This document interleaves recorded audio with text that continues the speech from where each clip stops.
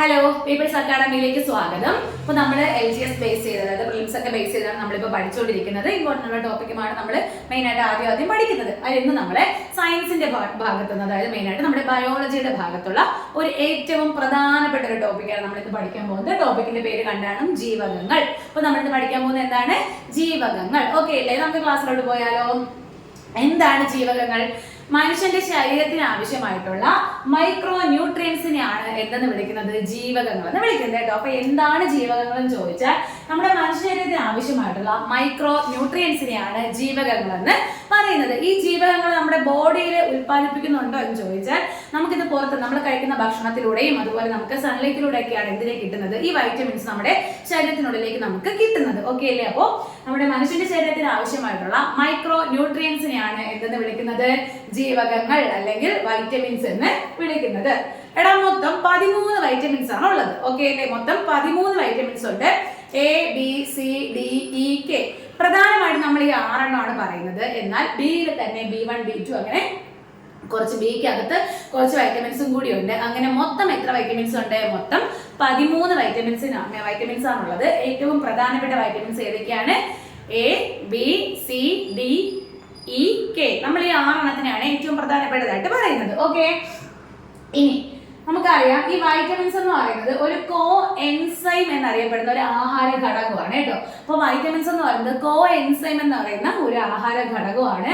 ഈ വൈറ്റമിൻസിന് അല്ലെങ്കിൽ ജീവകം എന്ന പേര് കൊടുത്തത് ആരാണെന്ന് ചോദിച്ചാൽ ആരാണ്? കാസിമർ ഫങ്ക് ആണ് കേട്ടോ. അപ്പൊ വൈറ്റമിൻസിന് അല്ലെങ്കിൽ വൈറ്റമിൻ ജീവകം എന്ന പേര് കൊടുത്തത് ആരാണ്? ആ ഒന്ന് പേര് നാമനിർദ്ദേശം ചെയ്തിട്ടുണ്ടെങ്കിൽ അങ്ങനെ ഒരു പേര് ഇതിന് ഇട്ട് കൊടുത്ത ആരാണെന്ന് ചോദിച്ചാൽ അത് ആരാണ്? അത് കാസിമർ ഫങ്ക് ആണ്. ഓക്കെ അല്ലേ? നമ്മൾ പഠിച്ചത് നമ്മുടെ ശരീരത്തിന് ആവശ്യമായിട്ടുള്ള മൈക്രോ ന്യൂട്രിയൻസിനെയാണ് വൈറ്റമിൻസ് എന്ന് പറയുന്നത്. ABCDEK. പിന്നെ ബിയുടെ കുറച്ച് വെറൈറ്റീസ് ആയിട്ടുള്ള മൊത്തം 13 വൈറ്റമിൻസ് ആണ് നമുക്ക് ഉള്ളത്. പിന്നെ നമ്മൾ പറഞ്ഞു കോ എൻസൈം എന്നറിയപ്പെടുന്ന ആഹാര ഘടകമാണ് വൈറ്റമിൻ എന്ന് പറഞ്ഞു. വൈറ്റമിൻ അല്ലെങ്കിൽ ജീവകം എന്ന പേര് കൊടുത്തത് ആരാണ്? അത് കാസിമർ ഫങ്ക് ആണ്. ഇനി നമ്മൾ ഈ വൈറ്റമിൻസിനെ നമ്മൾ പറഞ്ഞില്ലേ ABCDEK, ഇതിനെ നമ്മൾ രണ്ടായിട്ട് ക്ലാസിഫൈ ചെയ്യും. എങ്ങനെയൊക്കെയാണ്? അതെല്ലാവർക്കും അറിയാവുന്നതായിരിക്കും. കൊഴുപ്പിൽ ലയിക്കുന്നവ, ജലത്തിൽ ലയിക്കുന്നവ. അപ്പോൾ കൊഴുപ്പിൽ ലയിക്കുന്നവയെന്നും ജലത്തിൽ ലയിക്കുന്നവയെന്നും പറഞ്ഞ് ഈ 6 വൈറ്റമിൻസിനെ നമ്മൾ എന്ത് ചെയ്യും? ക്ലാസിഫൈ ചെയ്യും. അപ്പോ ഈ കൊഴുപ്പിൽ ലയിക്കുന്നവ ഏത് അല്ലെങ്കിൽ കൊഴുപ്പിൽ ലയിക്കാത്തവ ഏത്, ഇവയിൽ ജലത്തിൽ ലയിക്കുന്നത് ഏത്, ഇങ്ങനെ PSC ഒത്തിരി തവണ ക്വസ്റ്റ്യൻസ് ചോദിച്ചിട്ടുണ്ട്. അത് ഇനിയും ചോദിക്കും. ഓക്കെ അല്ലേ?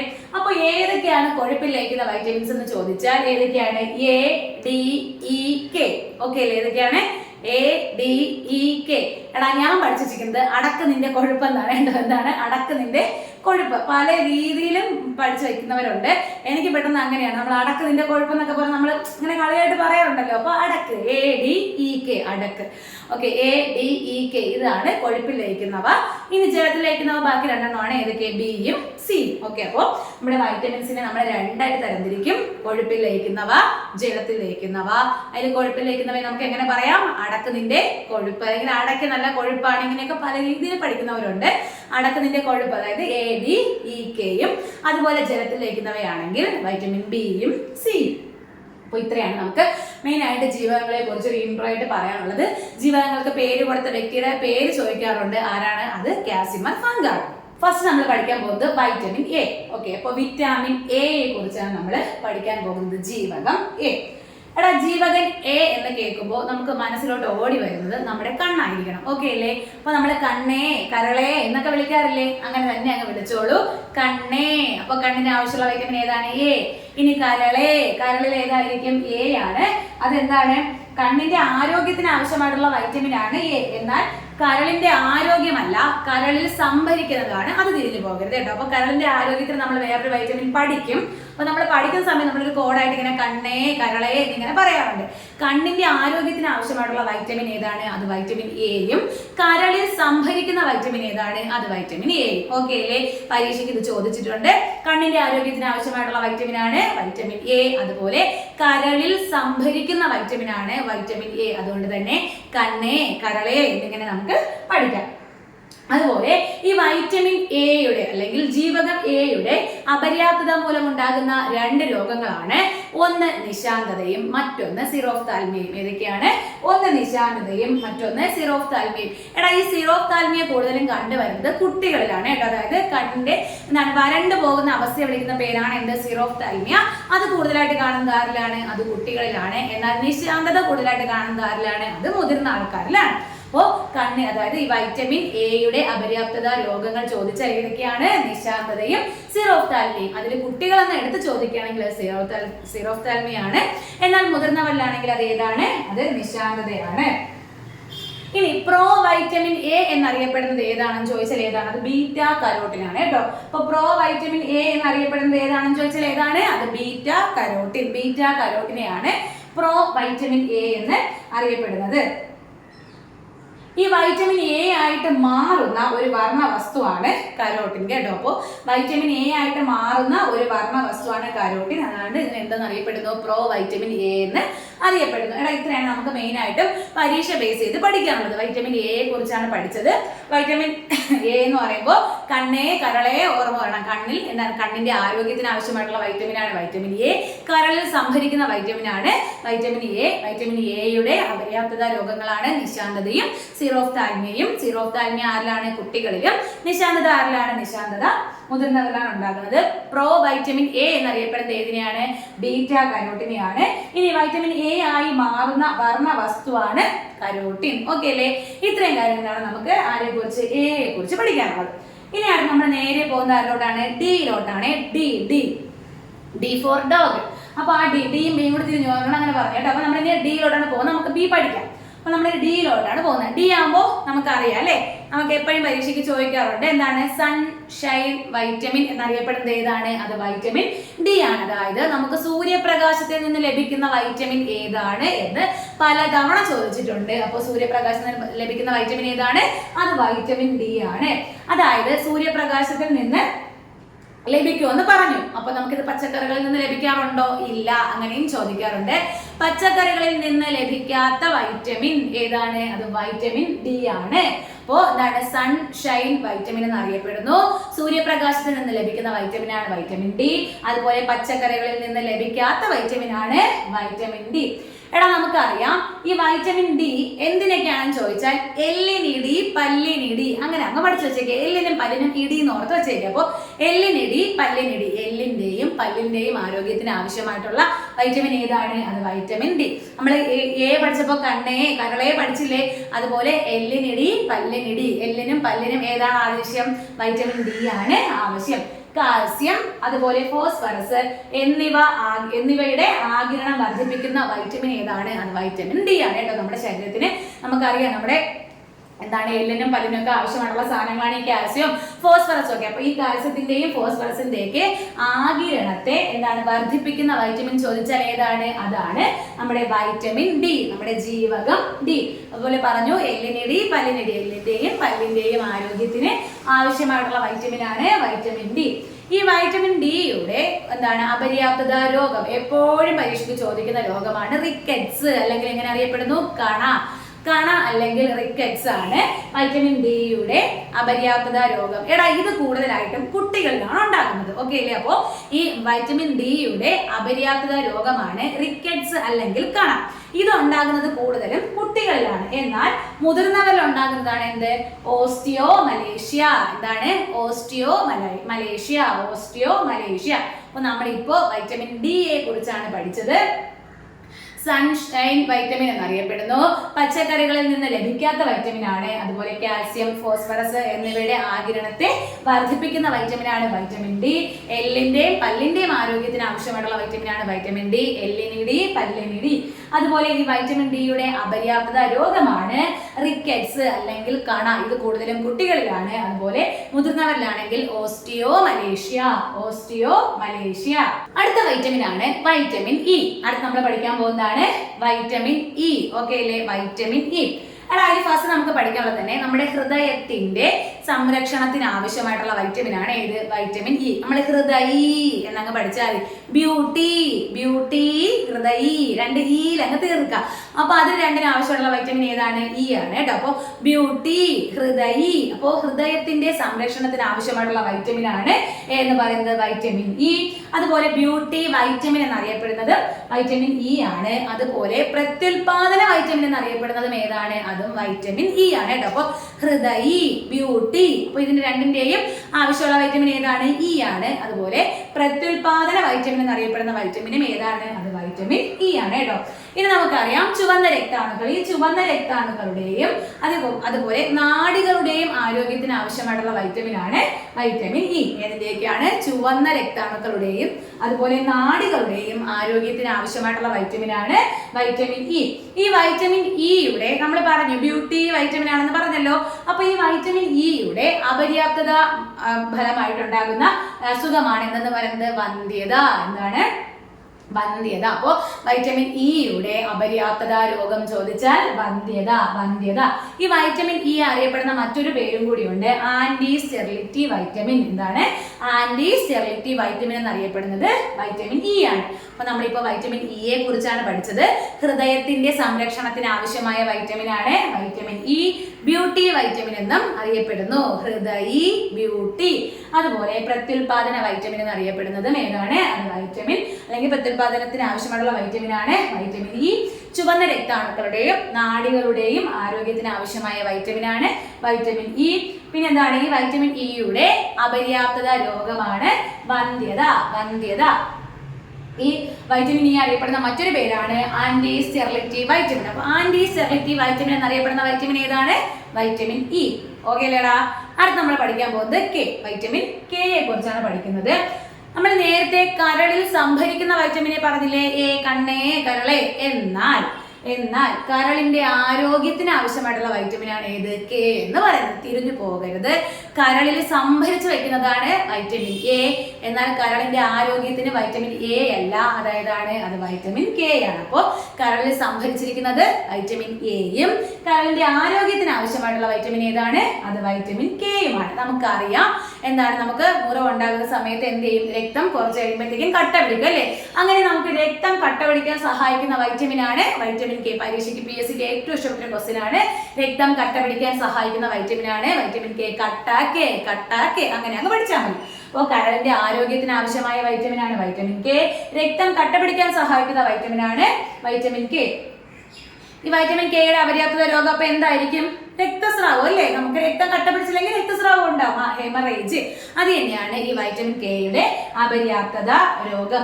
പിന്നെ വേറൊരു പ്രത്യേകത ഈ വൈറ്റമിൻ കെക്ക് ഉണ്ട്. നമുക്കറിയാം നമ്മുടെ കുടലിൽ കുറെ ബാക്ടീരിയാസ് ഉണ്ടല്ലേ?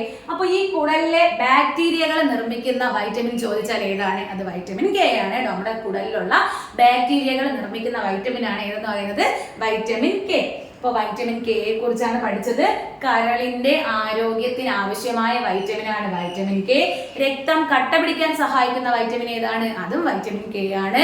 അപ്പോൾ ഈ വൈറ്റമിൻ കെയുടെ അപര്യാപ്തത മൂലം ഉണ്ടാകുന്ന രോഗമാണ് രക്തസ്രാവം അല്ലെങ്കിൽ ഹെമറേജ്. പിന്നെ നമ്മുടെ കുടലിലെ ബാക്ടീരിയാസ് ഉണ്ട്. കുടലിലുള്ള ഈ ബാക്ടീരിയാസ് നിർമ്മിക്കുന്ന വൈറ്റമിൻ ചോദിച്ചാൽ ഏതാണ്? അത് വൈറ്റമിൻ കെ ആണ്. ഇത്രയാണ് നമുക്ക് കെയെ കുറിച്ച് പഠിക്കാൻ വേണ്ടിയിട്ടുള്ളത്. ഇനി പഠിക്കുന്നത് ബി. ബിനകത്ത് നമ്മൾ പറഞ്ഞു B1, B2, B3, B4, B5 ഇങ്ങനെ കുറെ ഉണ്ടെന്ന് പറഞ്ഞില്ലേ? അതിൽ നമ്മൾ ഇതിന്റെ എല്ലാത്തിന്റെ രാസനാമം നമ്മൾ ഫസ്റ്റ് തന്നെ പഠിച്ചു കഴിഞ്ഞു. ഇനി നമ്മൾ ആദ്യം പഠിക്കാൻ പോകുന്നത് B1. അതിലെല്ലാം ഓരോന്നിനും കുറച്ചേ ഉള്ളൂ കേട്ടോ. അപ്പൊ ആദ്യം B1ന്റെ പ്രത്യേകത ഇത് ചോദിച്ചിട്ടുള്ളതാണ്. തവിടിൽ ഏറ്റവും കൂടുതൽ അടങ്ങിയിരിക്കുന്ന വൈറ്റമിൻ ഏതാണെന്ന് ചോദിക്കും. തവിടിൽ ഏറ്റവും കൂടുതൽ അടങ്ങിയിരിക്കുന്നത് ഏതാണ്? അത് B1 ആണ് കേട്ടോ. അപ്പൊ തവിടിൽ ഏറ്റവും കൂടുതൽ അടങ്ങിയിരിക്കുന്ന വൈറ്റമിൻ ഏതാണ്? അത് B1 ആണ്. അതുപോലെ കാർബോഹൈഡ്രേറ്റ്, നമുക്കറിയാം കാർബോഹൈഡ്രേറ്റിനെ അന്നജമാക്കി മാറ്റുന്നത് ആരാണ്? അതും B1 ആണ് കേട്ടോ. അപ്പോൾ എന്താണ്? കാർബോഹൈഡ്രേറ്റിനെ അന്നജമാക്കി മാറ്റാൻ വേണ്ടി സഹായിക്കുന്ന ഒരാളും കൂടിയാണ് ആര്? ഈ B1 എന്ന് പറയുന്നത്. അപ്പോൾ B1 ആണ് തവിടിൽ ഏറ്റവും കൂടുതൽ അടങ്ങിയിരിക്കുന്നത്. കാർബോഹൈഡ്രേറ്റിനെ അന്നജമാക്കി മാറ്റാൻ വേണ്ടി സഹായിക്കുന്ന ആരാണ്? അത് B1 ആണ്. B1ന്റെ അപര്യാപ്തത രോഗം PSCയുടെ ഇഷ്ടപ്പെട്ട മറ്റൊരു ക്വസ്റ്റ്യൻ ആണ് ബെറി. B1ന്റെ അപര്യാപ്തത രോഗമാണ് ബെറി. B1ന്റെ അപര്യാപ്തത രോഗമാണ് ബെറി. അടുത്ത B2 എന്ന് പറയുമ്പോൾ നമുക്ക് പാല് നമ്മൾ എടുക്കുന്ന സമയത്ത് തൂവെള്ള കളറാണോ പാലിന്? അല്ല, അതിനൊരു ചെറിയ എന്താണ് ഒരു യെല്ലോ കളർ ഉണ്ട് അല്ലേ, ചെറിയൊരു മഞ്ഞ നിറം ഉണ്ടല്ലോ. അപ്പൊ ഈ പാലിന് മഞ്ഞ നിറം നൽകുന്ന ജീവകം ചോദിച്ചാൽ അത് ഏത് ജീവകമാണ്? അത് B2 ആണ് കേട്ടോ. അപ്പൊ പാലിന് മഞ്ഞ നിറം നൽകുന്ന ജീവകം ചോദിച്ചാൽ അത് ഏതാണ്? അത് B2 ആണ്. ഇനി ഈ B2ന്റെ അപര്യാപ്തത മൂലം ഉണ്ടാകുന്ന ഒരു അസുഖമുണ്ട്, അതാണ് വായ്പുണ്ണ്. എന്താണ്? വായ്പുണ്ണ്. നമ്മുടെ B2, അതായത് B2 എന്ന് പറയുന്ന വൈറ്റമിന്റെ അപര്യാപ്തത മൂലം ഉണ്ടാകുന്ന ഒരു അസുഖമാണ് വായ്പുണ്ണ്. അപ്പൊ നമ്മൾ 2 പഠിച്ചു, B1 പഠിച്ചു, B2 പഠിച്ചു. B1 നമ്മൾ എന്താണ് പറയുന്നത്? തവിടിൽ ഏറ്റവും കൂടുതൽ അടങ്ങിയിരിക്കുന്നത് B1 ആണ്. കാർബോഹൈഡ്രേറ്റിനെ അന്നജമാക്കി മാറ്റാൻ സഹായിക്കുന്നത് B1 ആണ്. അപര്യാപ്തത രോഗമാണ് ബെറി. അടുത്ത് നമ്മൾ പറഞ്ഞത് B2 ആണ്. പാലിന് നേരിയ മഞ്ഞ നിറം നൽകാൻ സഹായിക്കുന്നത് B2 ആണ്. B2ന്റെ അപര്യാപ്തത രോഗമാണ് വായ്പുണ്ണ്. അടുത്ത B3 ആന്റി പെല്ലഗ്ര വൈറ്റമിൻ എന്ന് അറിയപ്പെടുന്നുണ്ട്. അപ്പോൾ ഇതിന്റെ അപര്യാപ്ത രോഗം ഏതാണ്? പെല്ലഗ്രയാണ് കേട്ടോ, പെല്ലഗ്ര. അപ്പോൾ B3യുടെ എന്താണ് അപര്യാപ്ത രോഗമാണ് പെല്ലഗ്ര. ഇതൊക്കെ ചോദിച്ചിട്ടുള്ളതാണ്. വൈറ്റമിൻ B3യുടെ അപര്യാപ്ത രോഗമാണ് പെല്ലഗ്ര. അതുകൊണ്ട് തന്നെ ആന്റി പെല്ലഗ്ര വൈറ്റമിൻ എന്ന് അറിയപ്പെടുന്നു. ആന്റി പെല്ലഗ്ര വൈറ്റമിൻ എന്ന് അറിയപ്പെടുന്നു. അടുത്ത B5, ഇതിന്റെയൊക്കെ അസുഖങ്ങൾ മാത്രം പഠിച്ചാൽ മതി. B5ന്റെ അപര്യാപ്തത മൂലം ഉണ്ടാകുന്നതാണ് പരസ്തേഷ്യ. എന്താണ്? അനസ്തേഷ്യ അല്ല, പരസ്തേഷ്യ. എന്താണ്? പരസ്തേഷ്യ. B5 പരസ്തേഷ്യ.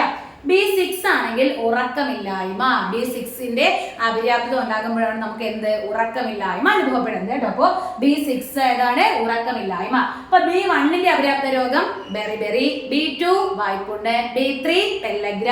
അത് കഴിഞ്ഞിട്ട് B5 പരസ്തേഷ്യ. B6 ഉറക്കമില്ലായ്മ. അടുത്ത B7, നമുക്ക് എല്ലാവർക്കും പ്രത്യേകിച്ച് ഗേൾസിന് ഉണ്ടാകുന്ന ഒരു വലിയ ബുദ്ധിമുട്ടാണ് എന്ത്? മുടി കൊഴിച്ചിൽ അല്ലേ. അപ്പോൾ ഈ മുടി കൊഴിച്ചിൽ ഉണ്ടാകുന്നത് ഈ B7ന്റെ അപര്യാപ്തത മൂലമാണ് കേട്ടോ. അപ്പൊ B7ന്റെ അപര്യാപ്തത മൂലമാണ് നമുക്ക് എന്തുണ്ടാകുന്നത്? മുടി കൊഴിച്ചിൽ ഉണ്ടാകുന്നത്. അതുപോലെ ജീവകം H എന്നറിയപ്പെടുന്ന വൈറ്റമിൻ ഏതാണ്? അത് B7 ആണ്. ജീവകം H എന്നറിയപ്പെടുന്ന വൈറ്റമിൻ ഏതാണ്? അത് B7 ആണ്. അപ്പോൾ ഈ B7ന്റെ അപര്യാപ്ത രോഗം ചോദിച്ചാൽ എന്താണ്? മുടി കൊഴിച്ചിലാണ്. അതുപോലെ ജീവകം H എന്നറിയപ്പെടുന്ന ഏതാണ്? അത് B7 ആണ്. അടുത്ത B9 RBC എന്താണ്? Red blood cells. അപ്പോൾ RBCയുടെ നിർമ്മാണത്തിന് സഹായിക്കുന്ന വൈറ്റമിൻ ആണ് B9. RBCയുടെ നിർമ്മാണത്തിന് സഹായിക്കുന്ന വൈറ്റമിൻ ആണ് വൈറ്റമിൻ B9. ഇനി ഇതിന്റെ ഒരു എന്താണ് അപര്യാപ്തത രോഗം ചോദിച്ചാൽ എന്താണ്? വിളർച്ച അല്ലെങ്കിൽ അനീമിയ എന്നൊക്കെ കേട്ടിട്ടുണ്ടല്ലോ. അപ്പോൾ ഈ അനീമിയ അല്ലെങ്കിൽ വിളർച്ചയാണ് വൈറ്റമിൻ B9ന്റെ അപര്യാപ്തത രോഗം. അടുത്തത് വൈറ്റമിൻ B12. വൈറ്റമിൻ B12ന്റെ പ്രത്യേകത കോബാൾട്ട് അടങ്ങിയിരിക്കുന്ന അല്ലെങ്കിൽ കോബാൾട്ട് അടങ്ങിയ ജീവകം എന്ന് ചോദിച്ചാൽ ഏതാണ്? വൈറ്റമിൻ B12 ആണ്. നമ്മൾ എങ്ങനെയാണ് അറിയപ്പെടുന്നത്? സൈനോകോബാലുമിൻ നമ്മൾ ആദ്യമേ പഠിച്ചു. അപ്പൊ എന്തടങ്ങിയിരിക്കുന്നു? കോബാൾട്ട് അടങ്ങിയിരിക്കുന്ന ജീവകം ചോദിച്ചാൽ അത് ജീവകം B12 ആണ്.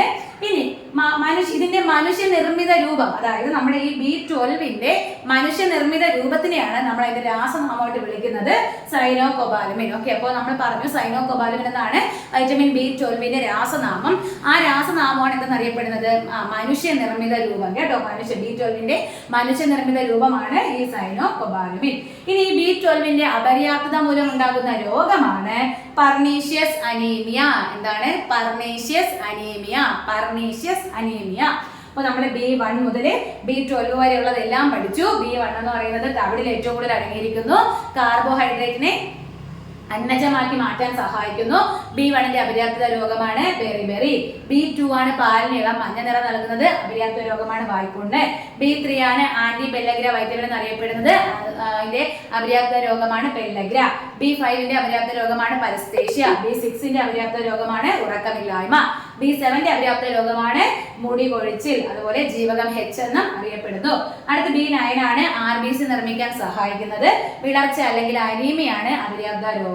B12 ആണ് എന്താണ്? കോബാൾട്ട് അടങ്ങിയിരിക്കുന്ന ജീവകം. ഇതിന്റെ മനുഷ്യനിർമ്മിത രൂപത്തിനെ വിളിക്കുന്ന പേരാണ് സൈനോകോബാലുമിൻ. അത് തന്നെയാണ് അതിന്റെ എന്താണ് രാസനാമവും. ഇനി ഈ B12ന്റെ അപര്യാപ്തത രോഗമാണ് എന്നറിയപ്പെടുന്നത് പർണീഷ്യസ് അനീമിയ. അങ്ങനെ നമ്മുടെ Bയിലുള്ള എല്ലാം നമ്മൾ എന്ത് ചെയ്തിട്ടുണ്ട്? കംപ്ലീറ്റ് ചെയ്തിട്ടുണ്ട്.